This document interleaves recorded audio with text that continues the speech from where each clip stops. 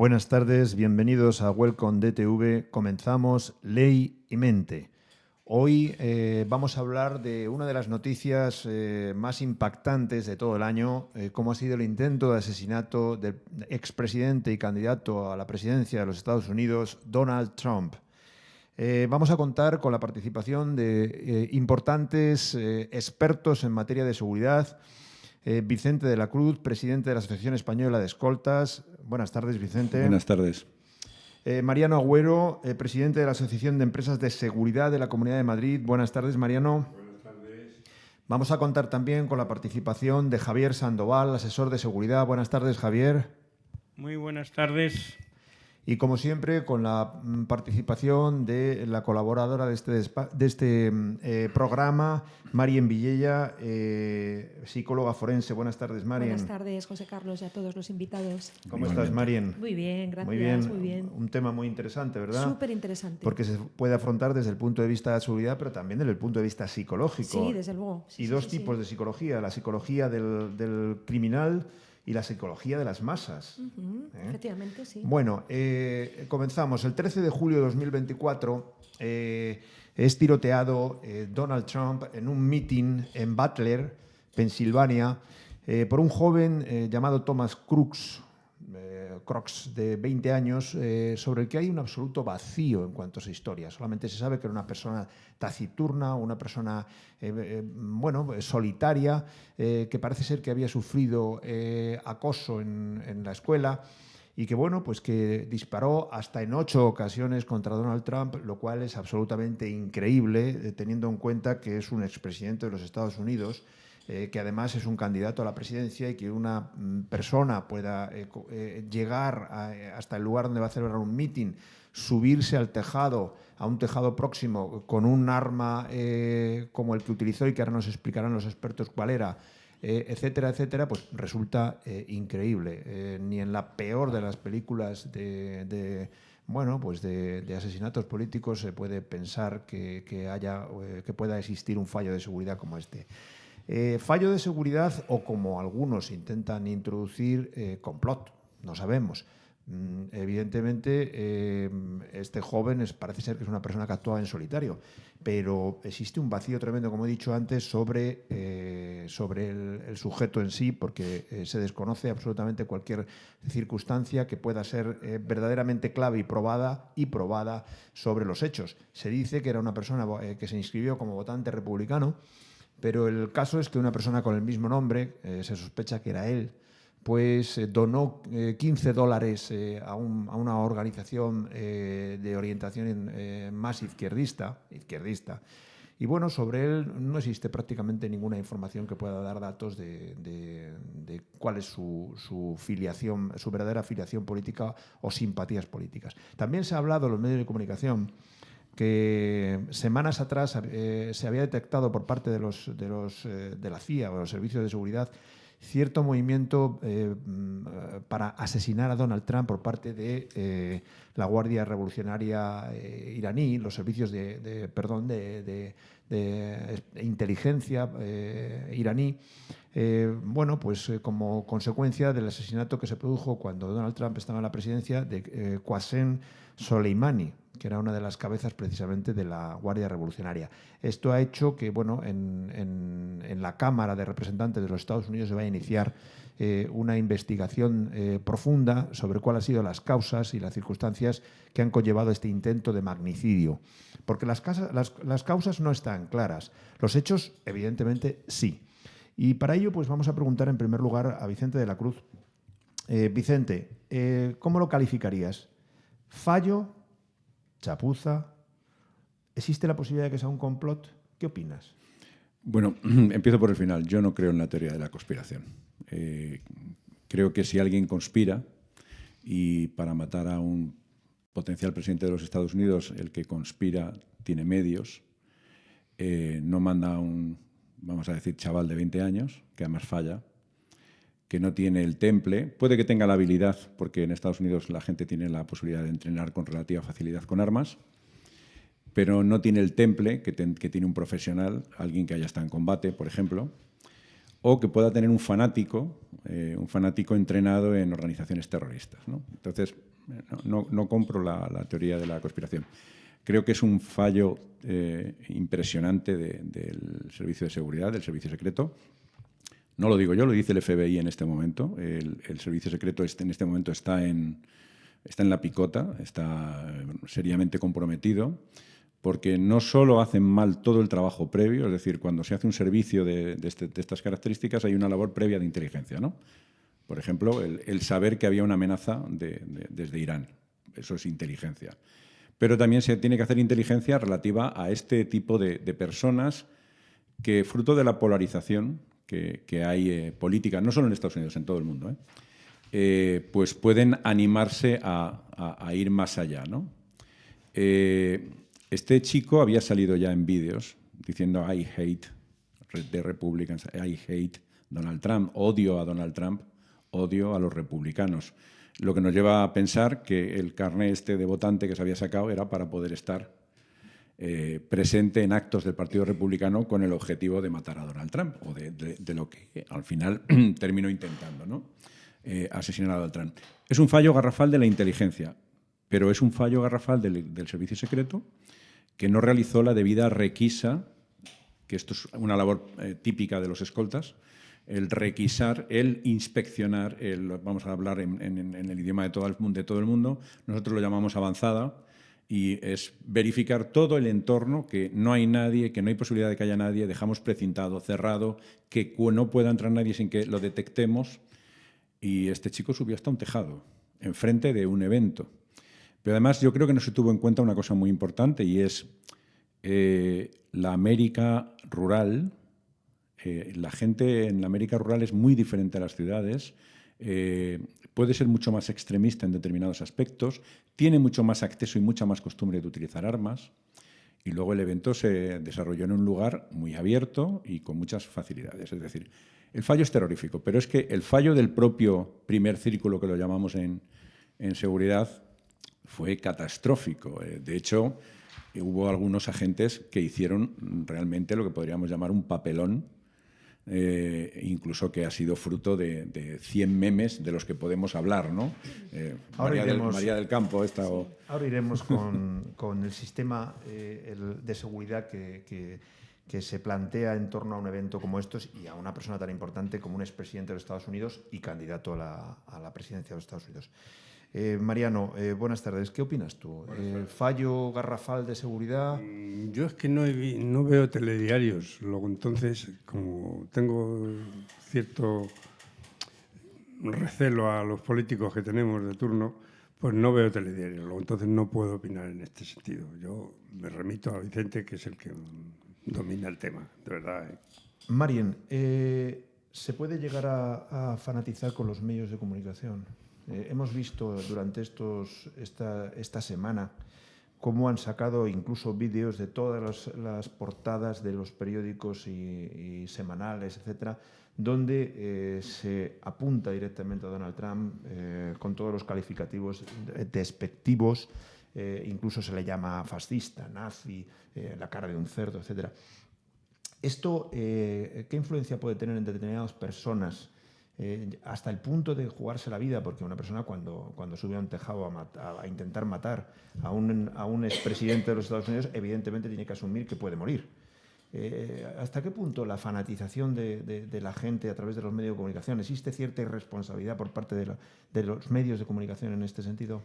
Bueno, es cierto que es verdad que el decir descalificativos y todas estas campañas en contra, en este caso, por ejemplo, de Trump, pues hace que este tipo de personalidades, como ha ocurrido con este individuo, que ya son fanáticos y radicales y con algún trastorno, por lo que parece, algún tipo de trastorno mental o de trastorno de personalidad, porque según dicen lo que explican la gente que lo conocía, pues era alguien que, bueno, como decías tú al principio, que había sufrido bullying en el colegio, que no tenía así amigos, o sea, que parece que era bastante asocial.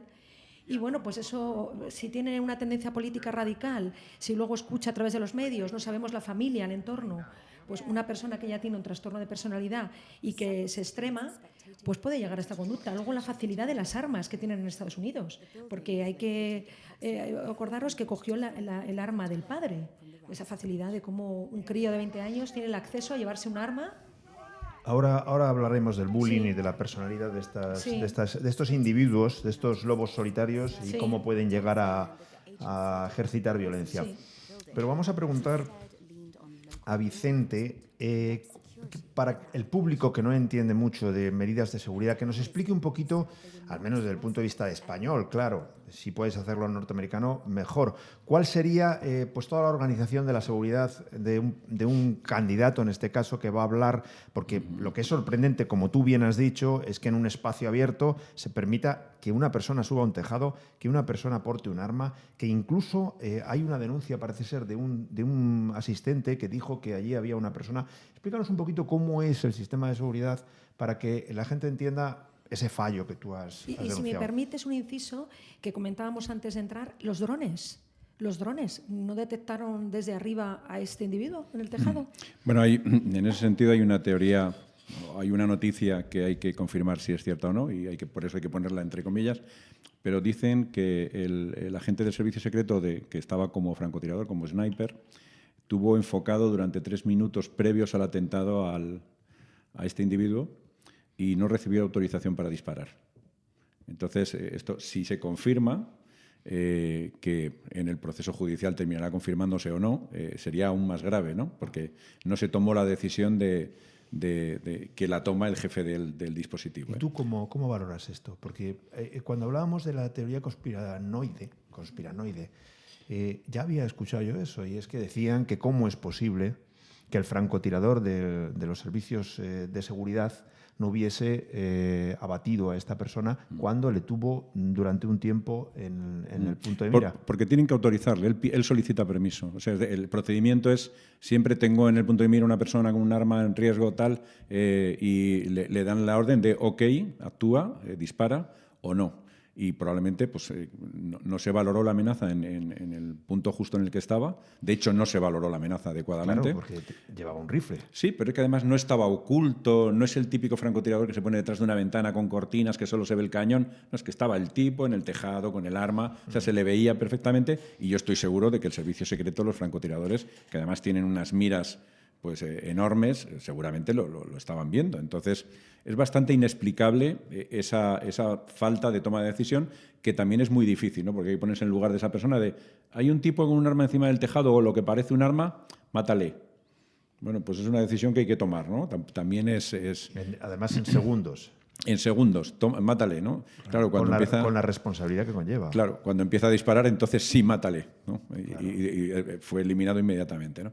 Bueno, ¿cómo funciona un dispositivo? En seguridad, es verdad que cada servicio secreto, cada unidad policial de protección privada, etcétera, tiene sus procedimientos. Pero hay un estándar porque todos nos formamos con todos. Es decir, los agentes norteamericanos vienen a España, los españoles vamos a Estados Unidos, todos vamos a Israel, los israelíes vienen a vernos a nosotros, los alemanes. Es decir, hay una forma de trabajar como bastante unificada. La única diferencia son los medios de los que se disponen, que muchas veces también, en el caso, por ejemplo, del presidente de los Estados Unidos o, en este caso, del expresidente y candidato, por lo tanto, protegido por el servicio secreto, se hace en función del análisis de riesgo. Pero básicamente lo que se hace es un análisis de riesgo basado en la inteligencia.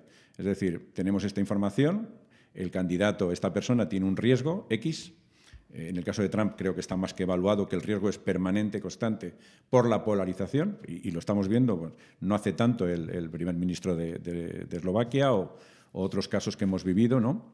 Y todo esto viene por la polarización política, de la que creo que sería muy interesante hablar, ¿no? Y a partir de ahí se planifica un dispositivo. El dispositivo, no voy a dar mucha información para no informar mucho a los malos, pero básicamente montamos 3 círculos. Un círculo externo compuesto por agentes de paisano de inteligencia y por agentes uniformados que efectúan labores de cacheo, control, filtro a todas las personas que entran a ese evento y miran hacia afuera por si hubiera algún riesgo en esa zona. Eso incluye no solo personas, incluye cámaras, drones, patrullas caninas, es decir, los medios necesarios, ¿no? Para detectar explosivos, para detectar objetos metálicos que puedan acceder. Hay un segundo círculo que está más cercano, digamos, muy cercano a lo que sería la zona donde está el público y el propio candidato en este caso, que suele ser un círculo mezclado de uniformados y personas de paisano. Es decir, entre el público siempre hay agentes. Agentes que están trabajando, están observando. Y están viendo si alguien está nervioso, si tiene una actitud sospechosa, si se está echando la mano a algún sitio, ¿vale? Y por fin está el primer círculo, que es el círculo de los escoltas, el círculo personal, que son los encargados de hacer la protección personal inmediata y, en caso de agresión, evacuar, o en caso de aviso o de una alarma, evacuar a la personalidad, ¿no? Este es el círculo que cuando ocurren los disparos se lanza sobre él. Él ya está en el suelo porque él fue muy rápido, se tiró rápido al suelo y efectúan la protección inmediata, ¿no? Sorprende un poco en ese círculo fallos que luego podemos hablar, ¿no? Y esa es básicamente la estructura de un equipo de protección. Se tienen preparadas las vías de evacuación, se tiene preparado un equipo sanitario, se tiene preparado dónde ir, cómo hacer en caso de una emergencia. Todo eso está entrenado, preparado y analizado. Los vehículos van a estar aquí, si ocurre el atentado por aquí, salimos por aquí, si es en un edificio tenemos preparada una vía de evacuación. Es decir, todo está previsto, todo está de una forma preventiva, que es el verdadero trabajo de un equipo de seguridad, es prevenir. Cuando ocurren las cosas es que el equipo ha fallado. Muy bien. Ahora volveremos sobre el tema de la evacuación de Donald Trump y los fallos que has indicado. Pero yo quería, Marien, que me hablaras un poquito de qué has visto tú en la personalidad de este sujeto que te haya llamado la atención.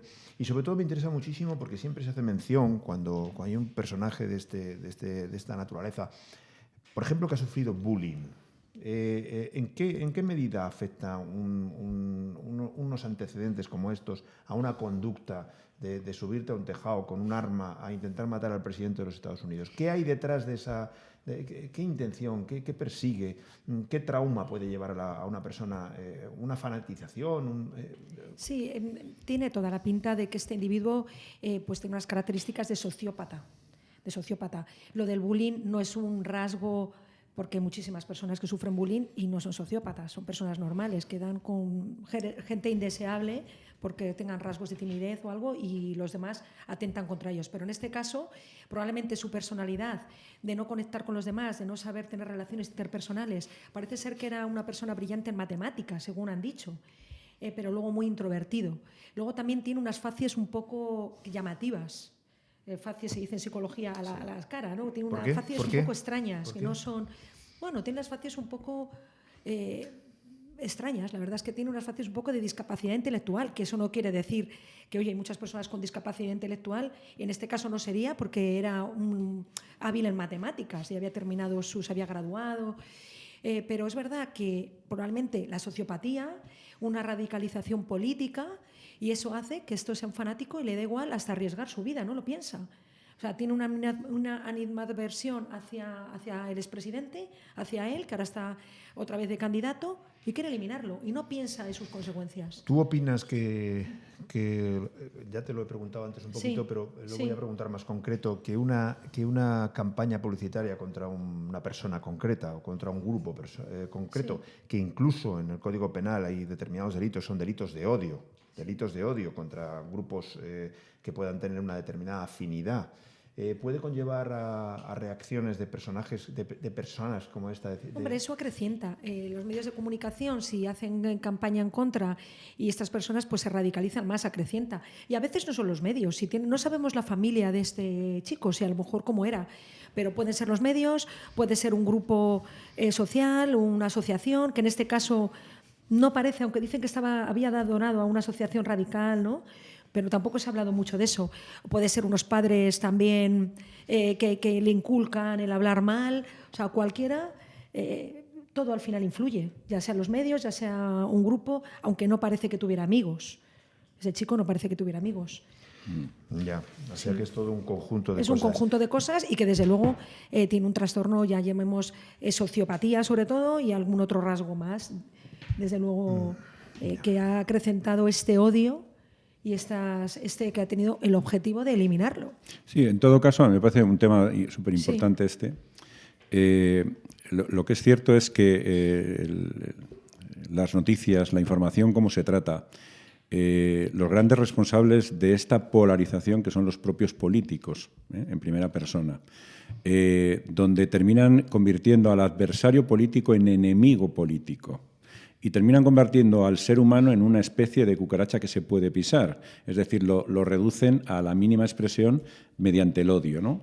Y todo esto está ocurriendo porque tenemos estos casos de donde hay un tipo que coge un arma de fuego, pero hemos visto casos en los que se ha golpeado, recordemos a Mariano Rajoy como se llevó un puñetazo de un señor que le odiaba, hemos visto a Berlusconi como un señor le intentó romper una estatua en la cabeza, es decir, hemos visto cuchilladas a un político belga, es decir, ocurren demasiadas cosas como consecuencia de esta polarización.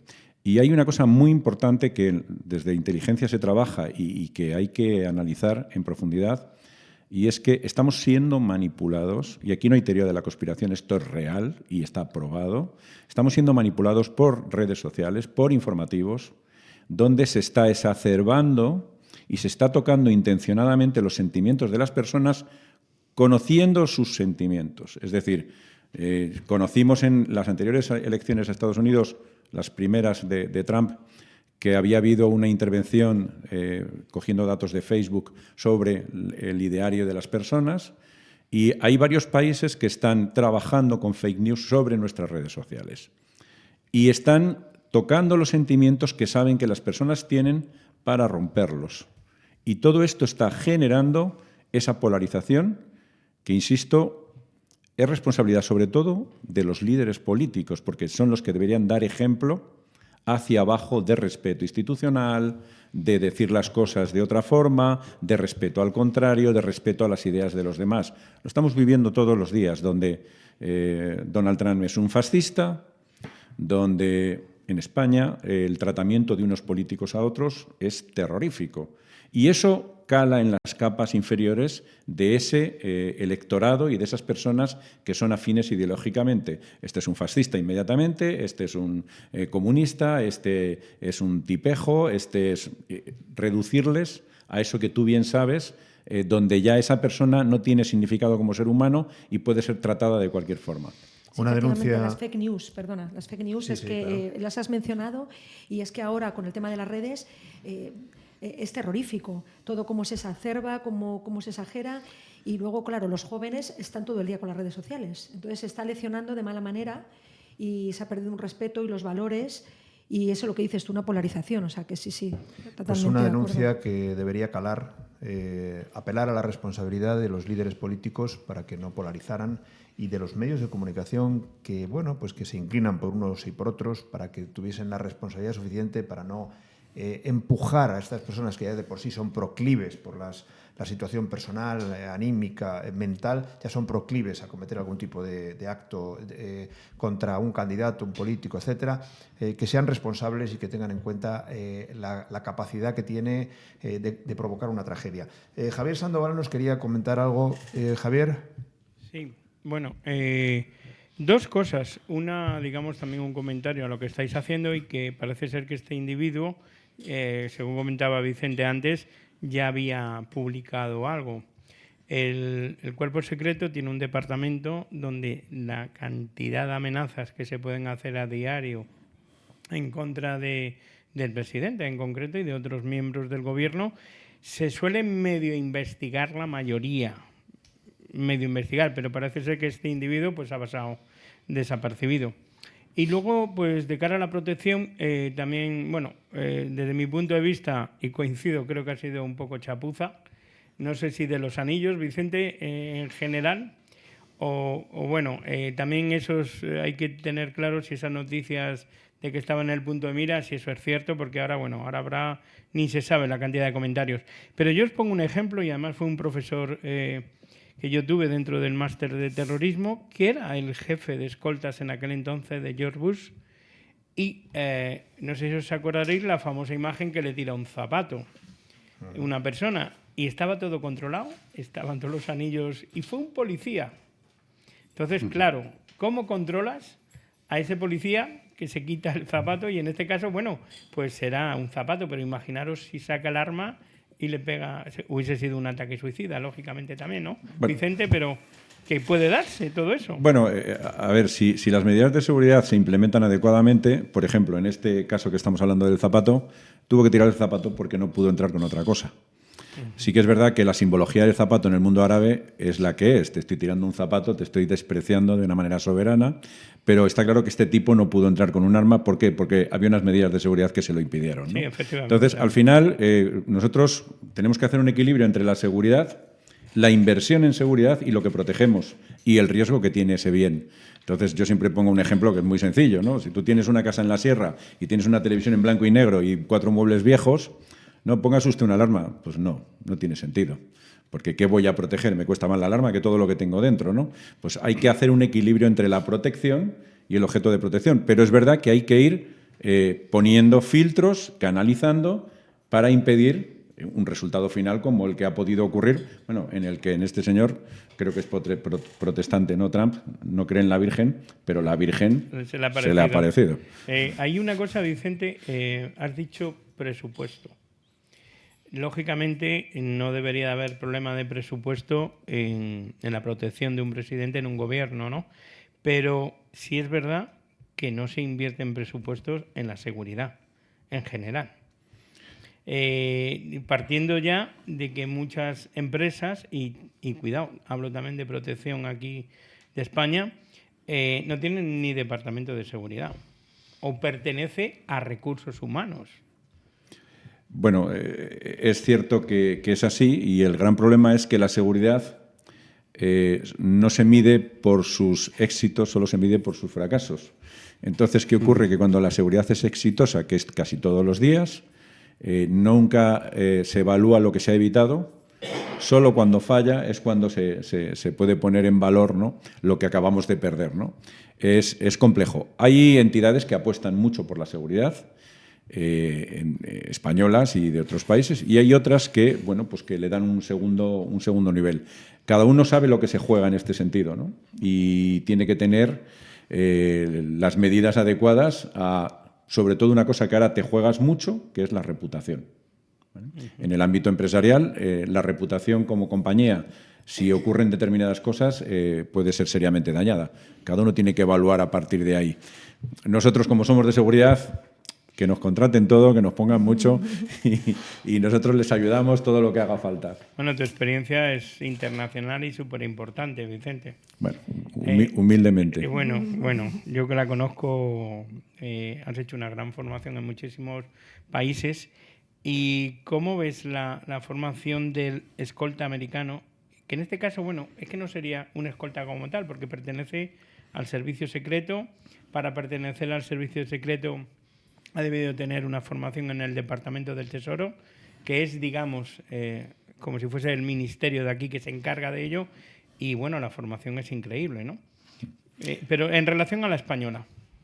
Bueno, los servicios de protección españoles son top en el mundo. Son reclamados para dar formación en países muy punteros, como Israel u otros, y para intercambiar conocimientos. Nosotros hemos arrastrado 40 años o 50 años de terrorismo. Eso nos ha convertido en personas que saben manejar la seguridad y tenemos un prestigio bien ganado en este sentido. Cada país hace las cosas a su manera y también teniendo en cuenta sus amenazas. Pero bueno, como ejemplo, no se puede desatar los servicios de protección del resto de los equipos de seguridad que forman parte de la protección de una personalidad, de un gobierno, etcétera, ¿no? Pero datos contrastables, ¿no? ¿Quién es el país del mundo que más terroristas yihadistas ha detenido? Pero no por 1 o por 2, sino por 1000, España. ¿El resto del mundo no tiene terroristas yihadistas? Sí. ¿Quién está siendo más eficiente en esto? España, pero de largo, ¿no? Los servicios de protección de la Guardia Civil y de la Policía Nacional Española y también los privados han demostrado una eficiencia y un buen hacer bastante increíble, ¿no? En todos los ámbitos, son respetados en todo el mundo.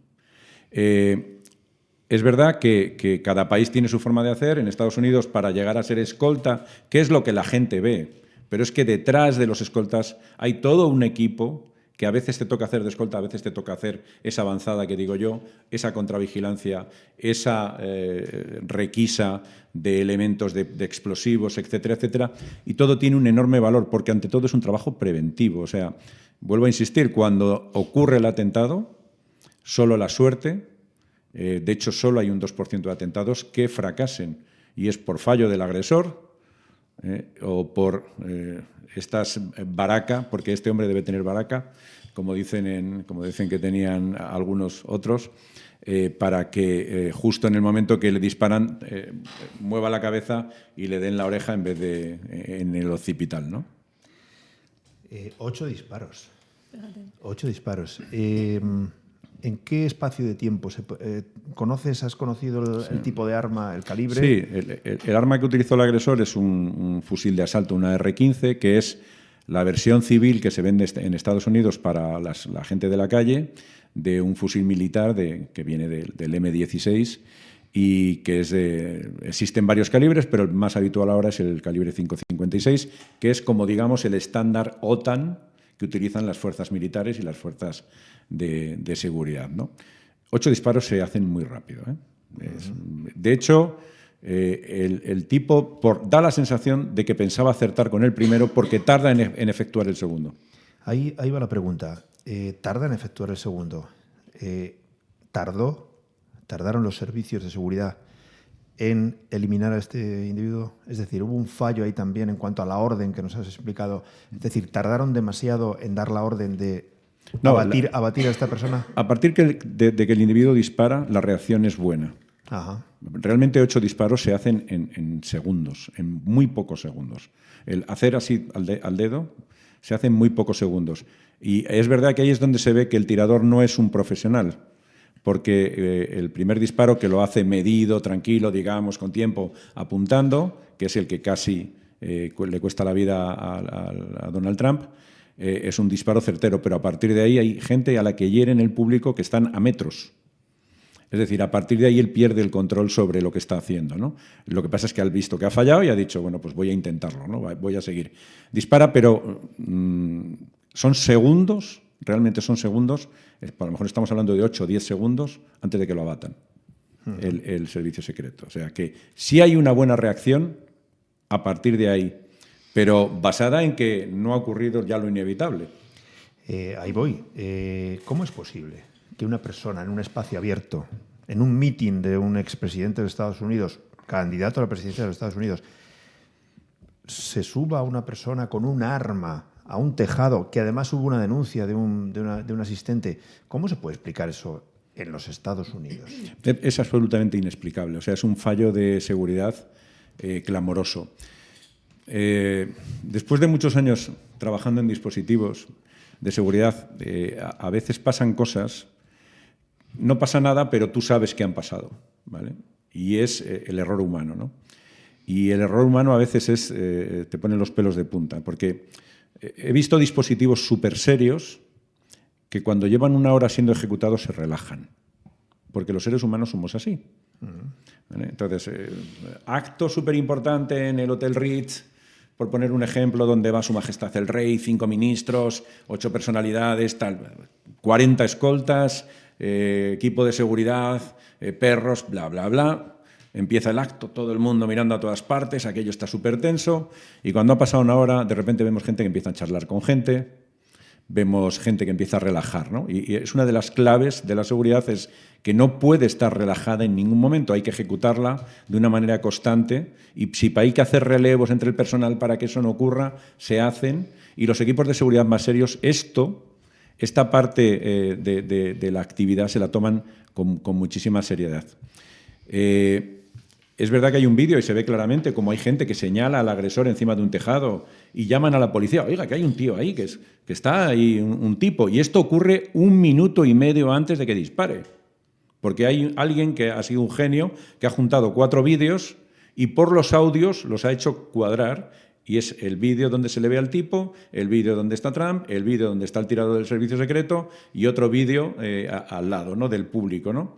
Y este genio que ha hecho este maravilloso vídeo, se ve como el tipo ya está en el tejado casi 2 minutos antes de disparar a Trump, ha sido localizado por las personas. Esto es un fallo clamoroso. Escúchame una cosa, la policía local que también estaría por allí, aparte de los equipos de seguridad, ¿cómo también la policía de esa localidad? Pues no ha ahí visto viene nada? otra de las cosas que suele ocurrir, ¿no? Voy a decir una cosa que no sé si, pero bueno, la voy a decir. Por ejemplo, cuando hay un acto en el que está Su Majestad el Rey, todos los escoltas nos quitamos de en medio y quien toma el control y el mando es el Servicio de Seguridad de Su Majestad. ¿Vale? Son los responsables. Pues esto ocurre un poco también en ese ámbito.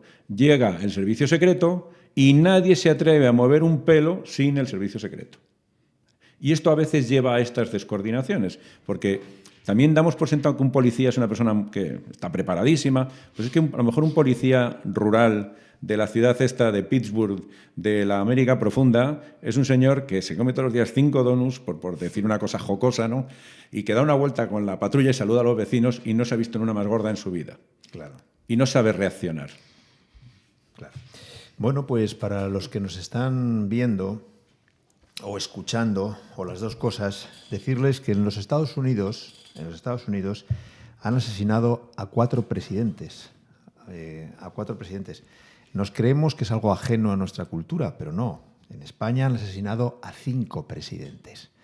En Estados Unidos han asesinado a Abraham Lincoln en 1865, a Garfield en 1881, a McKinley en 1901 y a Kennedy en 1963. En ese periodo de tiempo, entre 1865 y 1963, bien es cierto que también asesinaron al hermano del presidente, a Robert Kennedy, que era candidato, y hubo más intentos de asesinato. El último ha sido el de Donald Trump, pero también a Ronald Reagan lo quisieron matar. En ese periodo de tiempo que han asesinado en los Estados Unidos a 5 presidentes, lo digo por si acaso alguien se piensa que es que nosotros somos ajenos a todo esto y que es una cosa de los americanos. Aquí han asesinado en 1870 a Prim, en 1897 a Cánovas del Castillo, en 1912 a Canalejas, en 1921 a Eduardo Dato y en 1973, no lo olvidemos, a Carrero Blanco. O sea que no es algo ajeno a la cultura española. Y lo que hablábamos de los medios es tan importante en los Estados Unidos y Europa como en España, que existe una gran polarización. Y por cierto, para estas personas, porque a mí, hablando ya del aspecto psicológico del sujeto, esta persona está claro que iba a tumba abierta, ¿no? Es una persona que se subía a un tejado sabiendo que, supongo yo, que sería consciente de que existen servicios secretos, servicios de seguridad, policía local, que se sube a un tejado que no está oculto, porque en las imágenes que hemos visto en las películas, etcétera, del asesinato de Kennedy, pues hombre, estaba en un ventanal, detrás en un edificio, pero este está en un tejado. O sea, se supone que esta persona acepta que va a morir. Claro, efectivamente. Esto pasa igual que los yihadistas o los hombres bomba que saben que van a morir. O sea, su fanatismo va más allá. Lo que quieren es cumplir su objetivo, matar al ese que le ven como el enemigo, le ve como, yo qué sé, como el demonio, el enemigo. Entonces tiene ¿Existe que aniquilarle. algún rasgo psicológico característico de este tipo de personas que sufren, vamos a decirlo así, fascinación por el magnicidio, por el crimen político? Sí, lo que te digo, sociopatía. Es la sociopatía, es la principal, y puede ser también psicopatía. Y luego radicalización, porque nos encontramos, cuando hablabas del yihadismo, personas muy influenciables que caen en las manos de movimientos políticos y son marionetas. En este caso no parece ser que fuera así. Este chico tenía un problema. Además le requisaron, no sé si lo habéis leído, que tenía también explosivos en su casa. O sea que no sabemos si pretendía hacer otro acto, ¿no? Terrorista o sea, atentar de otra manera. Por otros casos, vamos, tarde o temprano se sabrá, pero estoy seguro que terminaremos viendo que ha habido un desencadenante. Es decir, esta persona ha tenido un momento traumático, sí, más o menos reciente en su vida, que ha desencadenado, ha sido un punto de ruptura, que esto suele ocurrir, ¿no? Personas que a veces son presuntamente con comportamientos normales, es verdad que tienen rasgos sociopáticos, sí, pero también es verdad que muchas veces necesitan que haya un desencadenante, pues emocional, familiar, una muerte, una ruptura sentimental, algo sí, que muchas veces puede ser el desencadenante para que esa persona también desprecie su vida y no le importe ir hacia adelante. Quería hacer un apunte sobre lo que has dicho antes. No olvidemos que intentaron matar a don José María Aznar. Es verdad. También. Como intento grave. Sí. Grave. Sí, porque sí. también hubo un proyecto por parte de ETA de matar a Su Majestad el Rey, don Juan Carlos, pero que en teoría no llegó a estar cerca. Pero en el caso de José Armendáriz, que se salvó por unos metros, ¿no? Por muy poco. Por unos metros y por un coche blindado. Por un coche blindado, porque el atentado estaba bien planificado. Las medidas sirven a veces. Bueno, ya anticipo que en el próximo programa hablaremos del asesinato de Carrero Blanco y hablaremos de la trama que se está poniendo de manifiesto ahora en alguna serie muy interesante. Matar al presidente en Movistar Plus, que está muy bien hecha esa serie, que recomiendo a todos los aficionados de este género, donde se pone de manifiesto, y nosotros lo analizaremos, lo estudiaremos y lo plantearemos aquí, si existió efectivamente una trama donde la ETA, que nunca ha reivindicado ha reivindicado el atentado, pero nunca se ha hecho,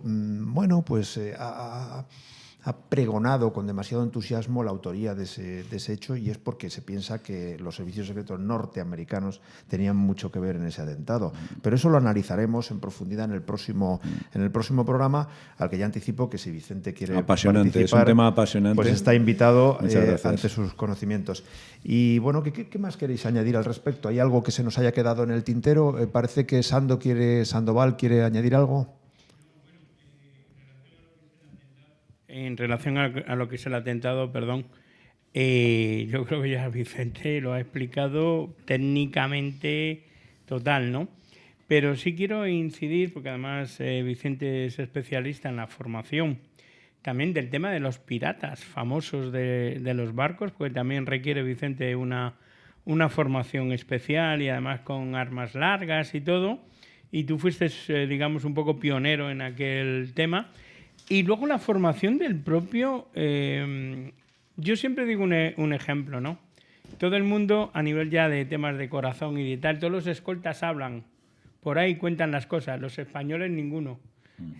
Vicente es la mejor formación que hay, ¿no? Pero también él se ha encargado con el tiempo, que creo que también hay que... Bueno, la formación y la colaboración con los equipos israelitas en su día también, Vicente, sé que has estado metido en eso. Pero en la época que a mí me tocó, algo que fue muy interesante fue formar a los escoltas en medidas y contramedidas electrónicas. Es una... Que no se ha hecho nunca es una cuestión clave, que fuimos pioneros en eso en España, y es un escenario que ahora es muy importante porque en España estábamos muy preocupados por ETA, estábamos muy preocupados por el terrorismo, previamente Grapo, FRAP, todo este tipo de movimientos, y de repente pues se acaba ETA, acabamos con ella, que no digan que se rindieron, acabamos con ellos, y empezamos a proteger a los empresarios ya sin la preocupación del terrorismo, y nos encontramos con nuevos escenarios que son muy importantes. Hay empresarios muy importantes donde de repente pues esa empresa sufre una OPA hostil, o donde se van a tomar decisiones de cientos de millones de euros, o de miles, o estratégicas, o infraestructuras críticas. Y nos vemos que los escoltas tienen que aprender y tomar medidas para requisar que no haya micrófonos, que no haya audios, porque esto además ha evolucionado muy rápido. Ahora cualquier indocumentado se va a la tienda del espía, te coge un micro, te lo planta aquí, o te pone unas gafas o te deja cualquier cosa y te están grabando, te están audio, vídeo, etcétera, etcétera, ¿no? Y los escoltas han tenido que formarse en esto, y es una cuestión muy importante en los servicios de protección hoy por hoy, ¿vale? Es decir... Fabuloso. Interesantísimo, interesantísimo, Vicente. Tu participación ha sido muy ilustrativa y yo creo que no he visto ningún programa de televisión ni de radio donde se haya explicado tan certeramente, tan detalladamente y de manera tan extensa el tema del no solamente el intento de asesinato de Donald Trump, sino además toda la dinámica de la seguridad de un evento como estos. Marien, ¿quieres añadir algo más? No, que muy interesante lo que nos ha estado aclarando, porque la verdad es que lo hemos visto, por unos centímetros no había muerto. O sea, ha sido cuestión de nada. Un centímetro. Ha sido la suerte de que no fuera un Porque experto. si le da esa bala, sí, no salva la vida. Es una bala supersónica, ¿vale? No subsónica, supersónica. Hubo alguien que me preguntó, un tío muy profesional de esto, me dice, oye, se oía muy débil los disparos, como un poco de juguete. ¿Llevaría chupete? Bueno, chupete silenciador. El arma Lo dudo mucho, creo que no llevaba, simplemente la distancia hizo, pero el silenciador en ese tipo de arma no es eficaz porque al ser supersónica la salida del proyectil no puede reducir mucho el ruido, ¿no? Y bueno, yo que puedo añadir... Bueno, que me lío yo en cosas técnicas. muy bien. No, De la personalidad... perdonadme. Te lo agradecemos. Súper Interesantísimo. Me iba a decir que de la personalidad del individuo yo tengo ganas a ver si algo más dicen, porque ahora parece ser que estaban intentando investigar, de hablar con los padres, conocer más, a ver si nos cuentan. Sí, Vamos va a ser ver qué más difícil. se sabe. Hay mucho secretismo. Habrá mucho hermetismo en esto. Sí, claro. muchísimo. No van a contar mucho. Sí. Bueno, hay una cosa, hablando de escoltas y de la profesionalidad de los españoles, pero también hay, y no sé si Vicente se va a atrever a decir, Ya me quiere meter en un lío. porque ¿en qué país no te puedes fiar de tus escoltas? Bueno, no vamos a hablar mal de... No vamos a hablar mal de otros profesionales porque no hablo del país, no hablo de escoltas. Ya, pero bueno, al final en ese país que tú tienes en la mente y yo también, entre otros, luego hay gente súper profesional que se juega la vida de verdad. Sin duda. Y no vamos a manchar su nombre, pero sí hay una realidad. Una de las claves en los servicios de protección es el tener profesionales que no se dejen comprar. ¿Vale? Y hablamos, como lo hablamos hace un minuto, oye, hay una operación, una OPA hostil de 1.000 millones de euros.